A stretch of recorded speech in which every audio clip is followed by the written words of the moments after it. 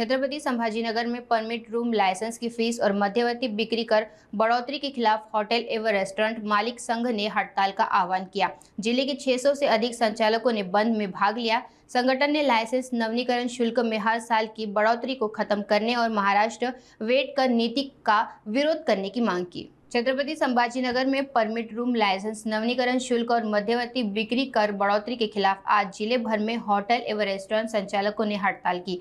सरकार द्वारा 2025 से 2026 के लिए लाइसेंस नवीनीकरण शुल्क में 15% और मध्यवर्ती बिक्री कर में 10% वृद्धि किए जाने से व्यवसायिकों में असंतोष है। होटल एवं रेस्टोरेंट मालिक संघ के आह्वान पर सुबह 10 बजे से शाम 5 बजे तक हड़ताल रखी गई, जिसमें 600 से अधिक परमिट रूम संचालकों ने भाग लिया।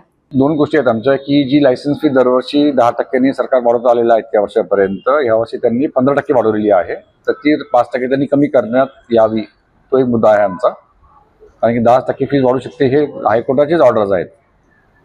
आणि दुसरा राहिलेला प्रश्न वनचा आणखी एक आहे की वॅट जे पहिले 0% होतं खूप वर्षापासून, ते गेले 6-7 वर्षापूर्वी 5% करण्यात आलं होतं आणि नोव्हेंबर 23 मध्ये त्यांनी 5 ते 10% केलं, जे की आम्ही कस्टमरकडनं घेऊन गव्हर्नमेंटला पे करत असतं।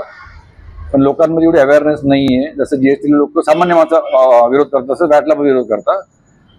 ते देत नाही म्हणतो आम्ही शेवटी, आणि आमच्या मार्जिनमधनं ते भरतोय सध्या गव्हर्नमेंटला, ज्याच्यामुळे आमचं मार्जिन खूप झिरो कमी झालेलं आहे आणि आम्ही लायसन्स रिन्यू करू नाही शकत किंवा सर्वाइव्ह होऊ शकत नाही। त्याच्यामुळे निषेध म्हणून आम्ही बंद ठेवलं आजच्या, की सरकारने जागा व्हावं आणि आमच्या 2 मागण्या मान्य कराव्या। आणि जी वॅट लावते 10%, आमचं म्हणणं आहे की तुम्ही 90% म्हणजे 100%मध्ये 90% लोक दारू वाईनच्या भरतून घेतात, जे की FL2 आहे, आणि परमिट रूममध्ये फक्त हार्डली 5% लिकर सेल होतो।